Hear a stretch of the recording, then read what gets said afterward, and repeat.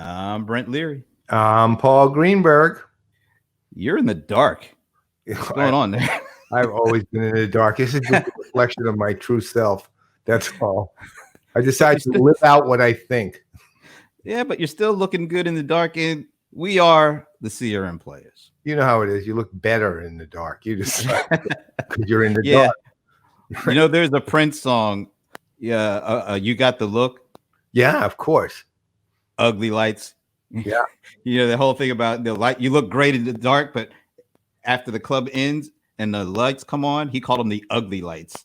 Ooh. Because that's where you could actually see who you were dancing with. Yeah, not that. No, anyway, no, you're only get it. yeah. Right there. Oh boy, what I it's always good to start a CRM Playaz with a Prince reference with when you're me, so I'm okay with that. So okay, well that's it then. Yeah, thanks for waiting, Don. We'll see you in a while. But actually, this is a special CRM Playaz. We're calling this the CRM Playaz PegaWorld edition because we're going to be talking a lot about what's going to happen at PegaWorld, maybe getting some inside scoop because we do have the MC of the event getting ready to join us right now. So that's right. The man is not only a great MC and a absolutely top flight stand-up comedian, but he happens to be the CTO of Pegasystems too. That's kind of a hard combination to pull off. Comedian and chief technology officer. They kind of feel diametrically opposed to each other, but he can actually pull it off. Yeah, he does. I have to give him credit for that one, man. Somehow he does. So why don't we just bring him on instead of just talking about him, you know? Yeah, and probably should. There he is. Too. Hey guys, you aren't going to play me on with Little Red Corvette or something like that? Oh man, if we'd have only known, we would have done that. Believe me, you give Brent advance notice, it would have been. Yeah. But this is it's Don Schuerman, who is comedian in chief technology officer. Actually, he's just the chief technology officer for Pega. Yeah, comedian is his other calling. But hey, we're really glad to have you here. It's great. It's always great to talk to you guys. Well, this is like your third or fourth show already. You're one of you literally. You know how on SNL they have the jacket for 5 times. Yeah, you're heading there. You might be the first. My goal is to be the Paul Simon of the CRM Playaz. No, you would actually for that one. If you want to be the jacket one, you want to be who is it? Is it Alec Baldwin?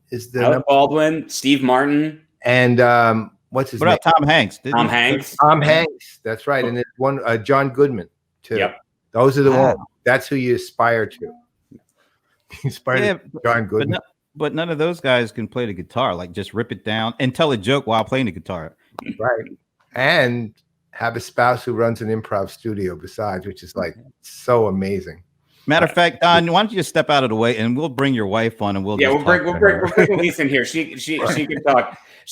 She actually, with all of the COVID stuff, they unfortunately had to cancel. She runs a big comedy festival called the Women in Comedy Festival, which usually was supposed to be last week. Brings about 600 comedians to the Boston area, and we didn't get to do it this year. So they're still running an online film competition and some other aspects, but the world threw a lot of things that we were planning on doing kind of up in the air. Before we get on to the business at hand, so what's the URL for that? It's womenincomedyfestival.com, I believe, or WICF.com. Let me double check and make sure I give you guys the right one. All right, because I should know that off. I should know that off the top of my head. WICF.com. Okay. I was gonna say, you're a man. You don't need to know that off the top of your head. You just don't, because we're stupid about that, right? But I honestly, I love that, and I'm going to be literally watching the competition. Thank you for that one. That's really cool. So, what year is this in terms of PegaWorld? How many years has PegaWorld been going on? Oh, I mean, we've got to actually, to be honest, into 20 plus. I mean, we've been doing PegaWorld events going all the way back to, the company was founded in 1983. And, I'd have to check the record, but I think we started doing our first customer events that we branded around this idea of PegaWorld, either in the late 80s or early 90s. So this has been a while. This is our first all virtual one, which, you know, I think is a first for most of us. But this is certainly an event we've been running for a long time. Well, you know, one thing I've noticed at PegaWorld is that you've consistently evolved your corporate narrative, which comes in first thing, you know, live, at least on the stage. And so you went from a BPM company to an engagement platform company, and you've done it without literally losing. It was like a seamless transition year over year. It's like BPM to CRM-ish to CRM to customer experience to customer engagement.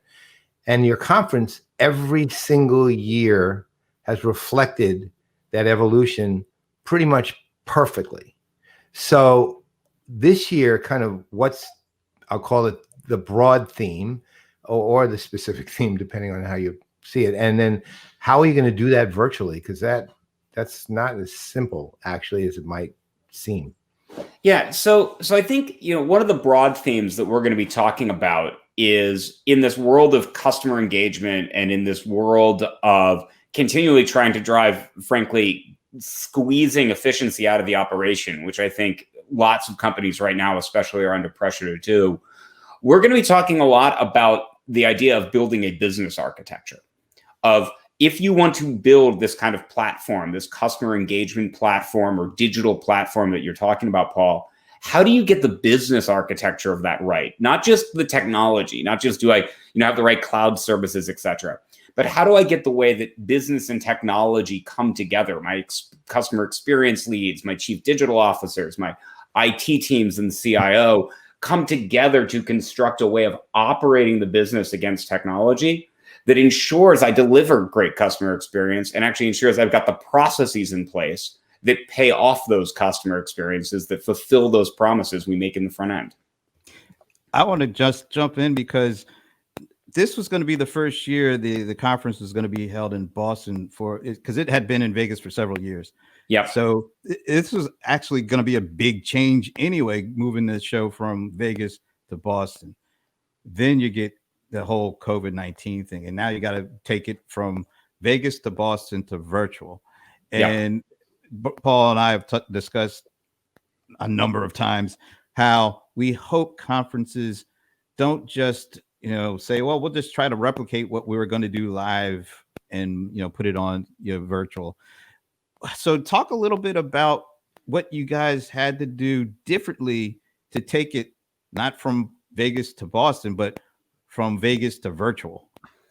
Yeah, I mean, that was, we had a team who, as you say, were pretty active on what was a pretty heavy lift of taking a conference that was really running at one location in Vegas to a conference that was going to be distributed across the city of Boston. The infrastructure of Boston is very different from Vegas in terms of just being able to support something like this. And that team just really pivoted immediately to thinking about how do we do this as a virtual event. And one of the first decisions that we made was we've got to basically strip the event back down to the beginning, because, when it's great to watch a CEO, a product leader give a 30, 45-minute keynote at a big event when you've got a 120-foot screen and lights and a loud DJ music and fog machine going, and you stay really engaged. But the fact of the matter is, watching that 45-minute keynote streaming from an empty conference room somewhere over, Zoom or a web tool, it just isn't engaging. It just doesn't work. So as we rebuilt the event, we kept sort of three things in mind. First, it's got to be compact. So the actual live portion of PegaWorld this year is 2.5 hours. That's keynotes, that's, breakouts, Q&A sessions, etc. We really compressed it down because I think in this virtual world, when people are sitting at their desktops and they've got lots of distractions from the kids that need help with their math homework to emails that are coming in, from work, you've got to carve out and you've got to be impactful in a short period of time. So we wanted to make it compact. The second thing we wanted to do is it had to stay interactive. You can't, it can't just be a bunch of videos and people talking at you online. So we went back and looked at, okay, how do we get Alan into a live Q&A? So Alan Trefler, our founder and CEO, how right after he does his condensed keynote, do we put him into a live Q&A session where he's going to take live questions from people who are watching? How do we take one of the most popular sessions that we've had at PegaWorld, which is a vision and roadmap session where our product leaders talk about where the product is going, and turn that into a Tech Talk Live, where we sit down with Karim Akinal, our SVP of products, and again, allow people to put live questions in front of him so he's having a real-time conversation. How do we do things like demos where, any great technology conference, there's always that expo, we call ours the Innovation Hub, where you can walk around and you can see demos, you can talk to product engineers. So we started looking at tools like Twitch, which is used by a lot of gamers for doing interactive live game playing. And we said, okay, how do we do Twitch style demos where a developer can be building something, but we can have people asking for things, wanting to see things, asking questions so it stays interactive. So that was the second piece. Like, how do we keep it interactive? And then the third piece is, how do we make sure it lives on after the event? How do we make sure that this content that we create, that the continuing set of engagement then becomes available for people? Because if we're going to make it compact, there's going to actually be more content available than people can actually fit in that time. So how do we give them a way to then come back and continuously engage with our products, with our client stories, with some of the thought leadership insights that we're putting out there that last far beyond the actual live event that we did? What, just curiously, because I know, we've seen a lot of experimentation around how to do virtual events, some of it, abjectly failing and some of it beginning to succeed. And we're starting to see some, I'll call it some maturity. It's not really maturity, but some practices that are coming out, and you've named pretty much the best ones of all of them: compact and interactive, right? Which are the two most important single things. What platform are you actually using? Because you look at, I will tell you this, and if you're using this, I'm sorry, but I think like Blue Jeans is a terrible platform for events, and Zoom's not really that good either, right? It doesn't really do the trick. And Teams isn't really an event platform. It's collaboration. It does that well, but it's got a lot of limitations too. So what platform are you using? Yeah, so we partnered with a vendor called Intrado, and they're actually, they basically do virtual exhibitions. That's really what they're based out of. Yeah. And so we've been working with them, but we're also doing some pretty significant customizing to the platform because we want the platform to reflect our brand, our look and feel. We want it to feel like a uniquely Pega event. We want you to, when you come in there, much like you were at the physical event, to be surrounded by the overall Pega experience. So the great thing about their platform is it allows that interactivity. It allows a lot of choose your own adventure. So we'll have some keynotes, but then we'll break out and say, okay, here's an hour where we've got these stations open where you can go watch some content or see a demo or chat with a product expert. Do that, and then we're going to come back into the keynote section to kind of wrap up the event with that. So that platform, Paul, you sent me actually a couple of really interesting articles about how this was maturing. And one of the other things that we really took to heart is when you go virtual, you're also shifting from theatrical, right? How do I run these as theater to cinematic? How do I make this look and feel like little movies, right? So, how do we shoot keynotes in such a way that we have multiple camera angles, that we play with the fact that we're on video, so we're really, we want to make this feel completely different from anything else. And most importantly, we want the content to be really awesome. Right. We want to teach people, again, about how do you build a business architecture truly around the customer journey and extend that into your channels, extend that around your legacy systems, but really operate from the center around your customer journey, because I think that's where success is. And really talk to, I think there is a real tension in digital transformation now that if you do it right, you can thread the needle on, which is there are immediate things you need to do as an organization. You need to keep your employees safe and healthy. You need to adjust to the fact that everybody is working from home. You need to respond to a flood of new customer requests, many of which are for services you didn't offer before. Or if you did, you offered in a relatively low volume, right? So there is an immediate response need that organizations have. But I also think this time period has opened people's eyes to the fact that digital transformation is real. Like I was talking with the CIO of one of our large customers, a media company, and he was saying, for years, I've been trying to teach my organization to operate in an agile way, to think agile, to fail fast. And overnight, the company just became agile because it had no choice, because we were all distributed, because we had immediate problems that we had to solve. So how do we take those learnings and turn it into truly pervasive transformation, building out the digital platforms and the best practices that are not only going to respond to the immediate needs, the things we need to fix right now, but set organizations up to deliver better customer experiences, to be stronger organizations as we move into 2021 and even beyond.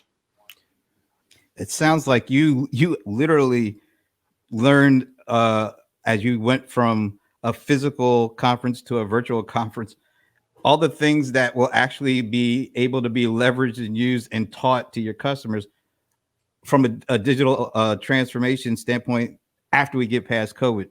It's really I've never heard it described that way. Like, but you are basically, you made your conference no touch, contactless, but still finding a way to engage, because that's what you had to do in this COVID experience. You had to figure out, well, how do we connect with the customer while not, connecting with the customer, so to speak. And it sounds like as you went and transformed the conference, those same lessons that you learned in transforming the conference to virtual will apply after COVID. Oh, I mean, completely. We've been, we run, one of the things that we do with a lot of our clients is run design thinking sessions, right? And prior to COVID, they were great, but they were hard to schedule. You needed to get everybody in a room. You need to block out time. You need to fly people to a place to make it happen. Well, now we use tools like Mural. We do it virtually, right? We do it instead of like a week, we do it in a day or two.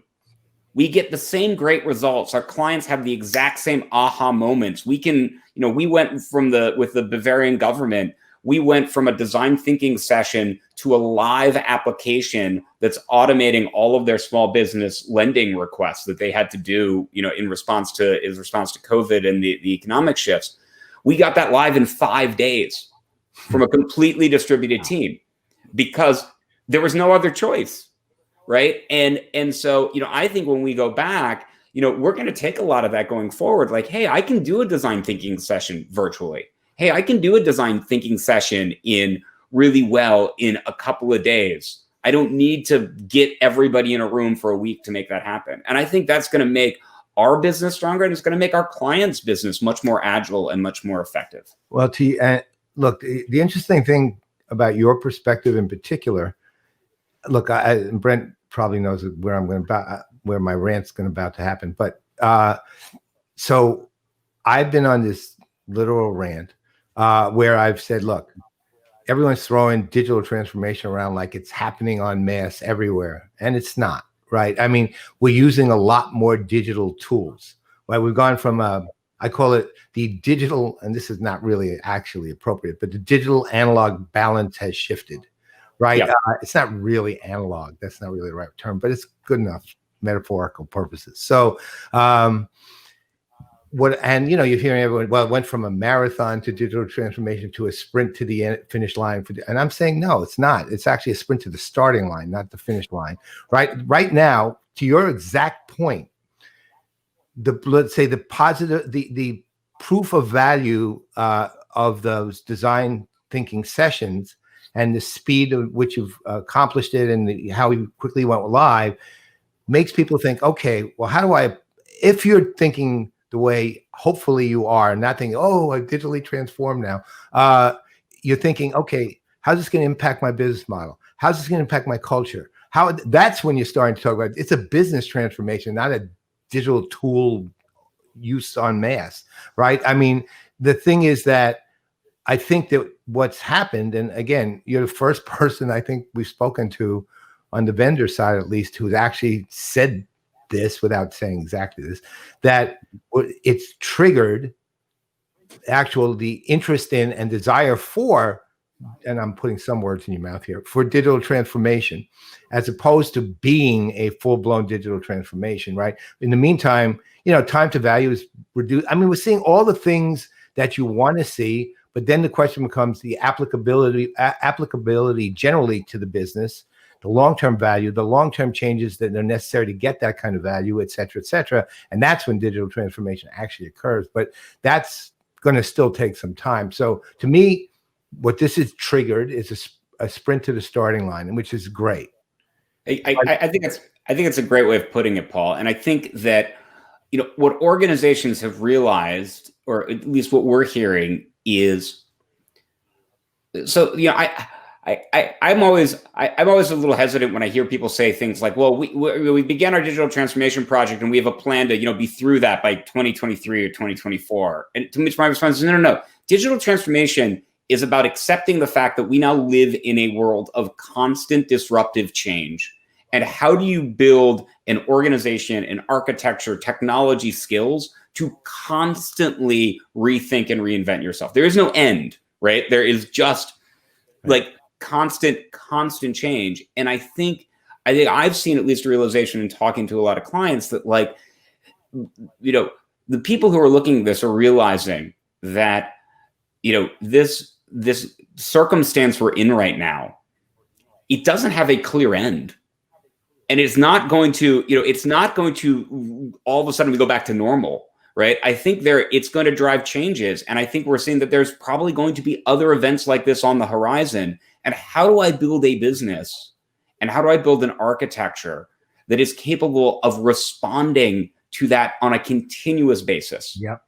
And that to me is what, digital transformation is about. And I'm seeing real light bulbs go off around that. And as you said, that sprint to the starting line, a real urgency of, man, we've got to get this business architecture right so that when we come out of this, we're ready for whatever the next thing is. Right. And again, understand the changes it's going to make to your culture and to your business models and pretty much how you run everything you do. Right. Yeah. And it's just going to happen. It needs to happen. My fear is always just simply that people are going to say, okay, well, to your point, well, we've already done that. And the there's probably a few businesses that can legitimately make the claim that they've understood exactly the way you put it. This is ongoing and it's going to be continuous and we have to be able to handle that and we have to have the architecture and blah, blah, blah. But that number is probably, there's probably less than this handful has. Right. So, the perspective is great. So let me ask you this though. I mean, so you got PegaWorld coming up. Obviously this is very much the focus and theme of PegaWorld is how to handle this world of future, continuous disruption, positive and negative change. But you're also condensing it to 2.5 hours of primary events. Yeah. Right? What about the tracks? What about the partners? What about all, your partners? What about all the other pieces that, let's say, ordinarily go into a live event? Are you gonna? Yeah. Are you rethinking those? We've been rethinking. Again, really kind of soup to nuts, right? So I mean, look, the other thing that happens at a live event is we get all these networking opportunities to sit down and get our executives, our client executives, our partner executives meeting, talking, collaborating, thinking about problems. And you're not going to do that, obviously, in a 2.5 hour event. But the other thing that being virtual gives us is we also don't have to do that all in 2 days anymore. Right? We can now schedule out over the weeks these kinds of continuous discussions between the leaders at our partner organizations who bring, a lot of deep understanding of their industries, of our clients themselves, our leadership and executive team. So we want to make sure that we're using this still as an impetus to have those conversations, but it's not going to be hey, there's 8 hours of conference room time booked at this event that you can go to. It's going to be, hey, over the next couple of weeks, we're going to be working across our client base to drive and set up and have these discussions where we can take these themes that we do in the condensed event and then drive them and have that at a deeper level specific to the client situation, client circumstances. Are you going to keep the term PegaWorld, that's sort of the umbrella term for those kind of things, or are you just going to schedule those things? Yeah, I think, we've kind of taken and extended the brand of the event. We're calling it PegaWorld Inspire. And that was a change that we made even prior to the switch to the virtual event. I think we're connecting the executive meetings and some of the things that we're doing, as well as some of the ongoing events that we think about it going on into the second half of the year. And I think one of the things that we're still kind of playing with, frankly, as we work through this is, how much do we thread that brand through those events, so that as we move into what will hopefully be an in-person event in 2021, we keep that conversation alive, because that's important to us. It's important to our clients and partners. Okay. Hey, it's obvious that a lot of innovative thinking went into the virtual approach you're taking with this conference, but how much of that approach also went into some of the things that you've developed in response to the COVID pandemic, like the PPP program, like the critical response? I have an opportunity to host the Pega Respond series, and I get a chance to talk to folks in the different industries. Mark Andrews in finance. I just talked to Doug Averill in government. I talked to Kelly Bravo in healthcare.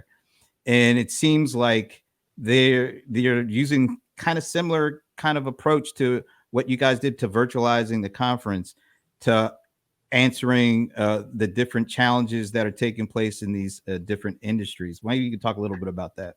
Yeah, I think you're right, Brandon. I think a lot of it is taking that same design thinking, applied it in a distributed way, and taking it to particular industry situations. So, I'm sure Kelly talked to you about the program that we did with one of the largest healthcare providers in the US, where they came to us and actually said, hey, we think, this problem of tracking our 200,000 employees and volunteers and keeping them safe and measuring where their potential exposure is, we think that your case management capabilities in your platform are a good use case for this. Can you help us do that? And how do we quickly stand up a virtual team that can bring the necessary stakeholders together and actually build something like that and get it live in 72 hours, which is what we did. How do we quickly run some design thinking so that we deeply understand the problem, we understand the need of the customer on the other side of the problem, but we then very quickly get to building, testing, getting feedback on, and ultimately quickly delivering the first phase solution to that problem. And then in some cases, we've been partnering with our clients not to do new things, but to use some of the things that they already have in place with Pega to respond fast. So Commonwealth Bank of Australia uses Pega for its one-to-one decisioning. So they're doing tens of millions of real-time AI-powered decisions across 18 different channels to engage their customers. And they were able, because they have that in a centralized brain, because they've got the business architecture right, and it's not embedded in 18 different channels that need to get manually updated, they were able to quickly deploy a change to be much more empathetic in their outreach to their customers. How do they make their outreach and their conversation not about what can we sell you, but what do you need? How can we help? How can we allow you at various times to, if you need a deferral of a payment, how can we help make that happen, right? And so that was because they had the business architecture right, because they didn't have all of this logic embedded in their channels, but it was actually operating from the center with this sort of customer-focused brain. They were able to make and bring those empathetic offers to market really quickly. So another direction. So you've emceed for years, really, PegaWorld, and you've always been a very super engaging MC. You're very focused, funny. You've got all the qualities a great MC has. This is a very different kind of thing. Yeah. How are you even thinking of emceeing it? How is it? What's your thinking on this? Well, I mean, I think, look, I view my job as the MC at these events as doing three things, right? Number one is keep it moving, right? People are not at the event to listen to the MC. They're at the event to hear from the clients. They're at the event to hear from the speakers. So my job is to get you to the next thing as quickly as possible. My second job is to help connect a thread for the audience. Hey, this person spoke about that. And you're going to hear that echoed when this client speaker comes up and tells their story, right? Because at the end of the day, I want the audience to see that thread. I want them to be able to see like, hey, Alan talked about a business architecture. And then we've got, we're going to have Anna Gleis from Siemens talking at PegaWorld. And she's going to talk about how by using that business architecture, they were able to operate at 10 times the speed and 1/10 the cost. And here's that connection, right? So that's my job, is to help draw those threads. And then the third job from an MC is to keep it fun, right?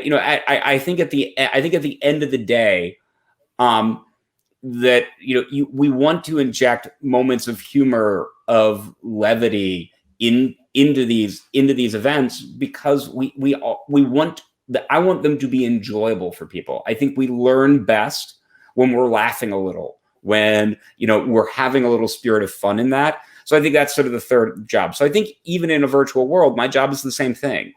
I'm going to do it staring into a camera as opposed to standing on a stage. And I'm going to have the ability to play with video and maybe even pre-record some things that allow us to do, again, more kind of almost cinematic kind of stuff. But the goal has to be the same. How do I keep it moving? How do I help the audience really see the threads and the themes, how they weave through? And then how do I keep it fun and engaging? Well, I'll tell you, honestly, I've seen a few of these events, and MCs who are traditionally, let's say, pretty humorous, the thing they've done poorly is they thought, because my time is less, they've stripped out all the humor.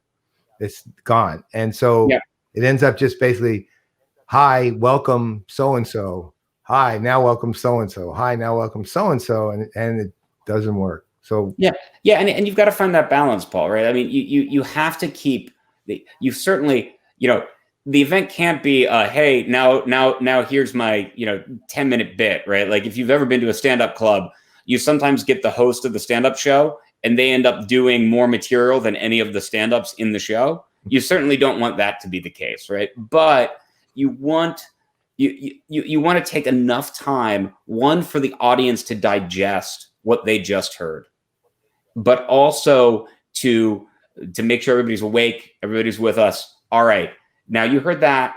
Here's how that's going to connect to what you hear next. Enjoy.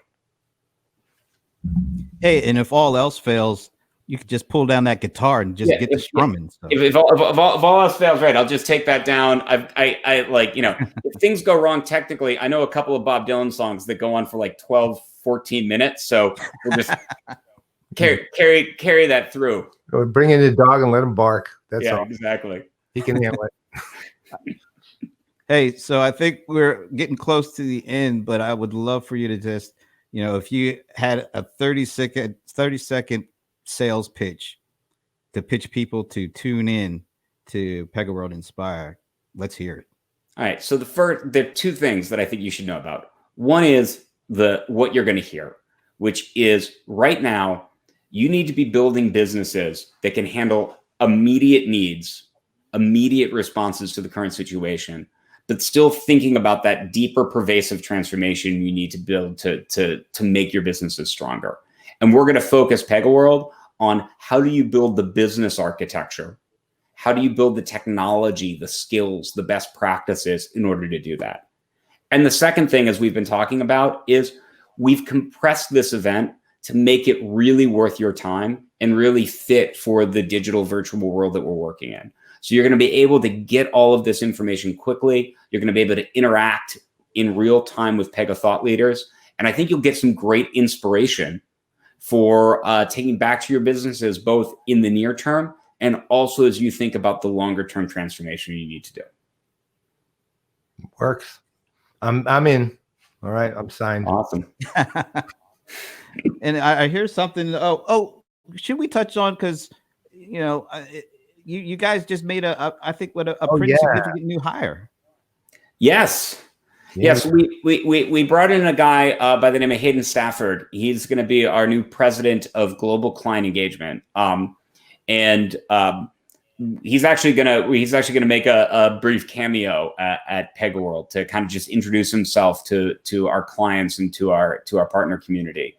But one of the things that look, we're really excited about the fact that we're in a position that we're investing in growth. We see more need than ever from our client base for our solutions.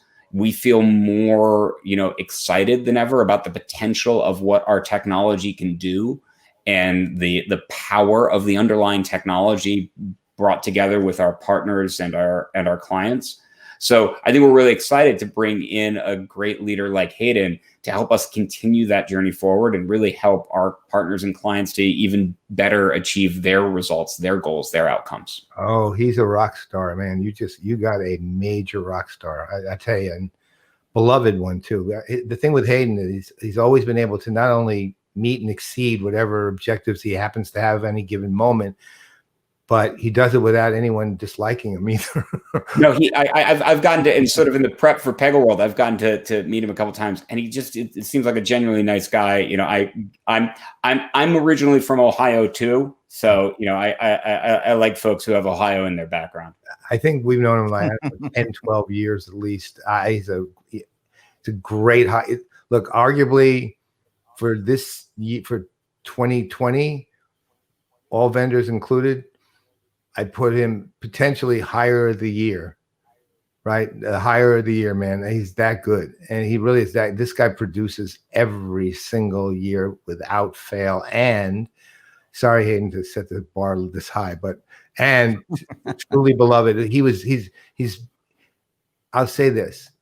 Everyone wished him well, but was really sad to see him go at Microsoft. So it's a great one, and we'll do nothing but he'll fit right in with your team too, because you have just such a nice team of people, right? Really skilled, talented, and just good people, and he'll fit right in there. Just perfect fit for you. Yeah, I'm looking forward to the cameo appearance. Yeah.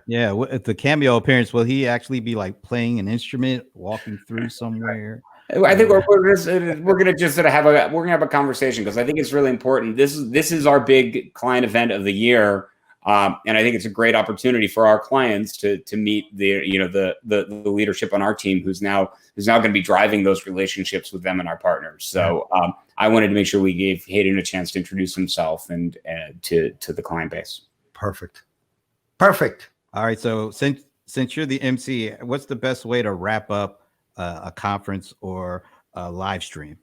Well, the best way to wrap up a conference is with a rock show. So you talk about another sort of build for change moment.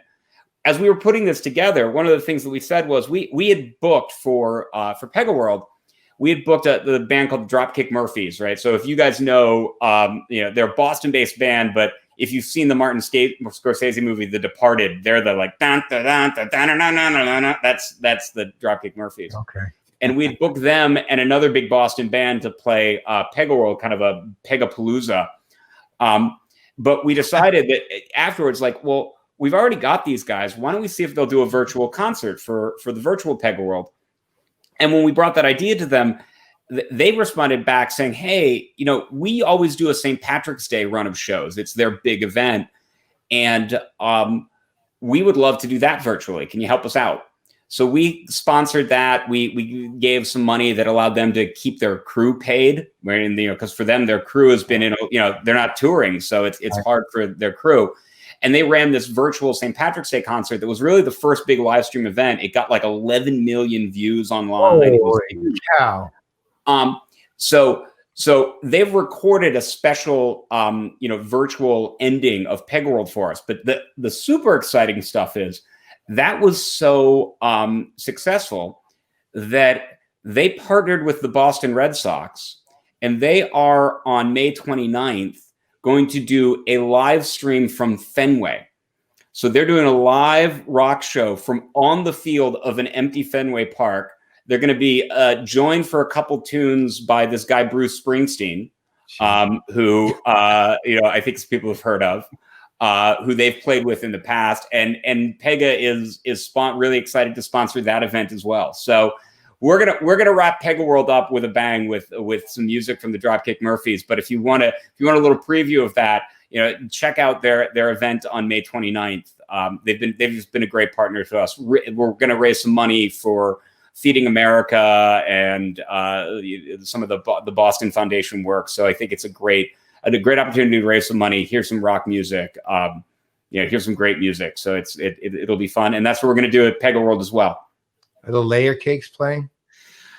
The Layer Cakes are not playing PegaWorld. The Layer we've recorded since this started. We've recorded for internal purposes some virtual stuff. But the Layer Cakes, for folks who are listening, are the sort of internal Pega band that our CMO put together. That we've had a lot of fun with doing. I think every corporation of a certain size ultimately ends up with a band, and the Layer Cake are ours. There's one of those bands was legendary. So you're up against the Raving Daves of PeopleSoft. Oh yes. That was the legendary one. They used to win actual band competitions, not just play internally. So, you're up against some serious history. Yes. Well, I was actually hoping, Bruce is good. I mean, when he said that Bruce is going to be joining, I was actually hoping that he's going to say, and I'm going to be the No, I'm not going to be joining. I did. This is relevant. I kept this guitar. I keep this guitar in an open tuning, right? Because it.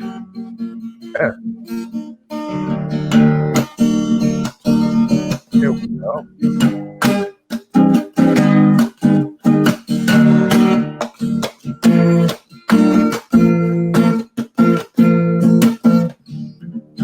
So that's my little kind of strum around hobby when I'm sitting here. So I'll give you guys a little taste. The Dropkick Murphys are going to do that far better than I did. But I don't know. That was awesome. That's right. That was really good. I want to try a CRM Playaz first. I want to be taken out musically by Don Schuerman. Oh, you're gonna do a fade out. All right, we're gonna do a fade out. Met a gin-soaked ballroom queen in Memphis. She had to take me upstairs for a ride. Oh, she had to throw me right across her shoulders. 'Cause I just can't seem to drink you off my mind. Always some honky tonk women. Give me them honky tonk blues. And on that note, I'm Brent Leary. I'm Paul Greenberg. I'm Don Schuerman. We just have to leave. You are. That's right. And I guess we will see you all at the PegaWorld online. See you soon.